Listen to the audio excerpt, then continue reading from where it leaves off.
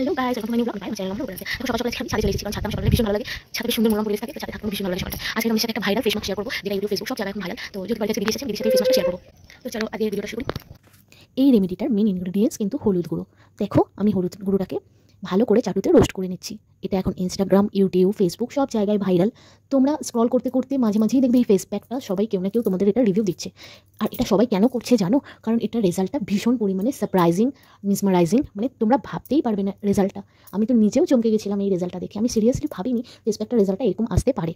তো দেখো রোস্ট করে নিতে হবে হলুদ গুঁড়োটাকে পুরো ব্রাউন কালারটা আসা পর্যন্ত। আমি ভালো করে রোস্ট করে নিচ্ছি, পুরো ব্রাউন কালারটা এসে গেছে। এবার হলুদ গুঁড়োটাকে আমরা তুলে নেব। বাস এইটুকুনি তোমাদের কষ্ট করতে হবে। এরপর আর কোনো কাজ নেই। এরপর আর কোনো রকম কিছু করতে লাগবে না। জাস্ট কটা জিনিস তোমাদের লাগবে।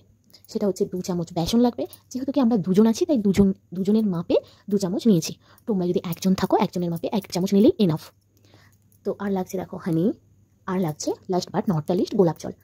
আমি ডাবর গোলাপ ভরে নিয়েছি, তোমরা যে কোনো কিছু নিতে পারো। আমি সমস্ত ইনগ্রিডিয়েন্টস মিশিয়ে নিচ্ছি। এবার আমি হানিটাও দিয়ে দিচ্ছি। আমরা এখানে হানি দিচ্ছি 2 চামচ, তোমরা 1 চামচও দিতে পারো। আর হ্যাঁ, হানি কিন্তু একটা ন্যাচারাল ময়েশ্চারাইজার। তো তোমরা রেগুলার যদি হানি লাগাও মুখে, তোমাদের কিন্তু ময়েশ্চারটা হানি প্রোভাইড করবে। তবে হানি রেখে তো দিতে পারবে না মুখে সারাক্ষণের জন্য, বিকজ একটু চটচট করে, অনেকেরই আনকমফোর্টেবল ফিল হতে পারে। আর তার থেকেও বড় কথা, পিঁপড়ে চলে আসতে পারে, যেহেতু এটা মিষ্টি। তো সেই জন্য আমরা কিন্তু মুখটাকে ধুয়ে নেবো। হানি লাগিয়ে আধ ঘন্টা কি 1 ঘন্টা লাগিয়ে মুখটাকে ধুয়ে নেবো। তাতে দেখবে ময়েশ্চারটা কিন্তু ভালো লক থাকে। আর যদি এরকম নর্মালি ফেস প্যাকে তোমরা হানি ইউজ করো, তো তাতে কি হয় বলো তো, স্কিনটা ড্রাই হয় না, তোমাদের ময়েশ্চারটাকে ব্যালেন্স করে। সেই জন্যই কিন্তু আমি এখানে হানিটা ইউজ করেছি। আর ডাবর গোলাপরি তো আমার অল টাইম ফেভারিট। তোমরা চাইলে যে কোনো অন্য রোজ ওয়াটার ইউজ করতে পারো, তাতে কোনো প্রবলেম নেই। রোজ ওয়াটার মানে ইউজ করলেই কিন্তু তোমাদের একটা পিঙ্কিশ গ্লো মুখে আসবে। এবার একটু ভালো করে ব্লেন্ড করে নিতে হবে। আমি হাতে করে চামচ দিয়ে ঘুরিয়ে ঘুরিয়ে কিন্তু এটা ভালো করে মিশিয়ে নিয়েছি। তো যেহেতু কি আমাদের আর একটু জল লেগেছে, দেখো খুব বেশি ঘন হবে না ব্যাটারটা, একটু পাতলা মতোই করতে হবে। তো সেই জন্য আমরা কিন্তু এটা ভালোভাবে মিশিয়ে নিয়েছি। আর অনেকক্ষণ ধরে কিন্তু আমি এটা ফেটিয়েছি, প্রায় 5 থেকে 6 মিনিট তো বটেই। হাত ব্যথা হয়ে যেতে পারে, বাট কোনো লাম্পস না থাকলেই ভালো। আর যারা স্ক্রাবিং পছন্দ করো তারা অল্প একটু ব্লেন্ড করলেই হয়ে যাবে। কেন বলো তো, স্ক্রাবিং করতে গেলে একটু লাম্পস থাকলে, গুঁড়ো গুঁড়ো থাকলে, তাতে তোমাদের স্ক্রাবিংয়ের সুবিধা হবে, ডেড সেলগুলো ভালোভাবে উঠবে। বাট যেহেতু কি এটা আমরা ডেড হয়ে গেছে, এবার আমরা এটা আমাদের স্কিনের মধ্যে অ্যাপ্লাই করে নেব। এবার আমরা দুজনে এটা স্কিনের মধ্যে অ্যাপ্লাই করে নেব। পিছনে বাচ্চারা খেলছে, তোমরা ওদেরকে ইগনোর করো। জাস্ট ভালো করে মুখে, হাতে, পায়ে যেখানে যেখানে তোমাদের ট্যান আছে সেখানে সেখানে লাগিয়ে নিতে পারো। তবে অনেকের এটা একদিনে গ্লো দেয়, অনেকের ডেলি করতে করতে গ্লো দেয়। আর হ্যাঁ, এটা যদি ডেলি বেসিকে করো তোমাদের কিন্তু কোনো সাইড এফেক্ট দেবে না, কারণ এগুলো ন্যাচারাল ইনগ্রিডিয়েন্টস। তবে ডেলি কোনো জিনিস না করাই ভালো। আমি তো সবসময় বলি সপ্তাহে 1 দিন কি 2 দিন, খুব জোর 3 দিন, বাস এনাফ। তাতেই তোমাদের গ্লো তোমরা নিজেরাই দেখতে পাবে।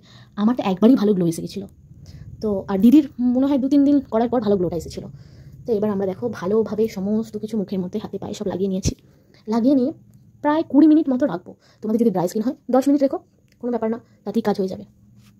গাইস, ইটস আ ম্যাজিক্যাল, মানে আমার বিফোর আফটার তোমরা যদি দেখো তোমরা অবাক হয়ে যাবে। মানে এটা জাস্ট ম্যাজিক্যাল। দেখো মুখের গ্লোটা আমি নিজেই ভাবতে পারছি না, মুখটা এত পরিষ্কার হয়ে গেছে। এবার তোমরা দিদির গ্লোটা দেখো, যেহেতু একনে আছে, ও কিন্তু স্ক্রাবিংটা করেনি। তো ওরটা দেখো, ওটাও কিন্তু গ্লো করছে, কিন্তু একনের জন্য কম স্ক্রাবিং করেছে বলে ওটা মানে ট্যানটা একটু রয়ে গেছে। কিন্তু এটা কিন্তু সত্যি কাজ করে। ও যদি ডেলি এটা করে ওর কিন্তু উঠে যাবে, বা উইকলি 1-2 বার করে এটা উঠে যাবে। এবার আমি যেটা করবো সেটা হলো টোনার আর ময়েশ্চারাইজার অ্যাপ্লাই করবো। টোনার হিসেবে আমি রিকোডের গ্লাইকোলিক অ্যাসিড টোনার ইউজ করছি। এটা কিন্তু সামারের জন্য খুব ভালো। উইন্টারের জন্য তোমরা কিন্তু হাইলোরনিক অ্যাসিডযুক্ত যেটা আছে রিকোডের, ওটা ইউজ করতে পারো। আর হ্যাঁ, একটা কথা, টোনার কিন্তু তোমাদের ওপেন পোর্সগুলোকে মিনিমাইজ করতে হেল্প করবে। আর যদি টোনারটা অ্যাপ্লাই না করো, স্কিপ করে ময়েশ্চারাইজার লাগিয়ে নাও, তাহলে কিন্তু স্পোর্সগুলো ওপেন থেকে যাবে। ফলে ভিতরে ময়েশ্চারটা ঢুকে গেলেও মানে স্পোর্সটা ব্লক হয়ে যাওয়ার চান্স থাকে।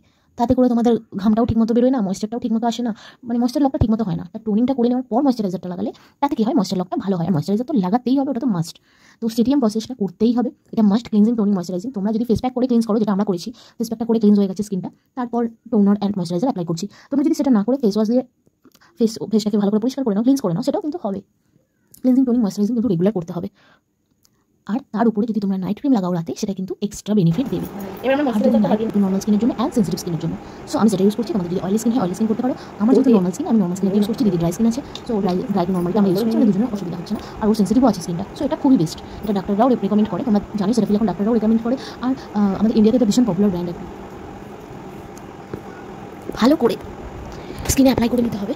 যারা মাসাজ করতে জানো মাসাজ করো, যারা মাসাজ করতে জানো না তারা ভুলেও স্কিনে বেশি মাসাজ করো না, ঘষাঘষি করো না, তাতে একনে বেরিয়ে যেতে পারে। আর যাদের ভীষণ ভীষণ ড্রাই স্কিন, মানে 40 উপর এজ হয়ে গেছে, তাদেরকে আমি বলবো যদি একটু মাসাজ করো তো ভালোই।